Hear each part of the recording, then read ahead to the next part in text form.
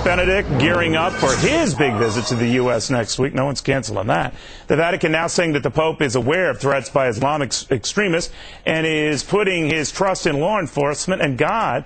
The Pope is expected to visit New York and Washington, D.C. The NYPD saying that it is working with the Secret Service to provide security for the pontiff. And D.C. Metro Police today pulling this Pope bobblehead ad after the Archdiocese of Washington complained, thought it was in poor taste. It was intended to get more people to ride the train during the Pope's visit. All this as more Pope products keep cropping up, ranging from Pope pendants to Pope soap on a rope.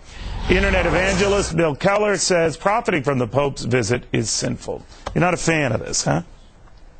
Well, you know, Neil, at the most basic level, it's entrepreneurs whose money is God, just doing what entrepreneurs do, trying to make a buck.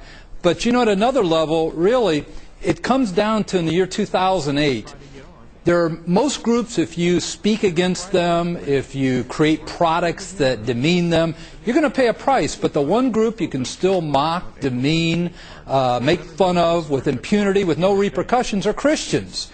And I would challenge any of your viewers to just think about what would happen if somebody came out with a Muhammad bobblehead doll or a Muhammad on the rope. I mean, if they went so crazy over a cartoon, can you imagine if those kind of products were available?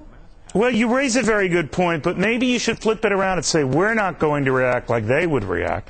We're going to recognize, in the case of the Washington subway system, that this is a good way to remind people there are easier, more convenient ways to see the Pope without getting involved in a traffic nightmare, and try to maintain some composure, maybe even some humor. Sure.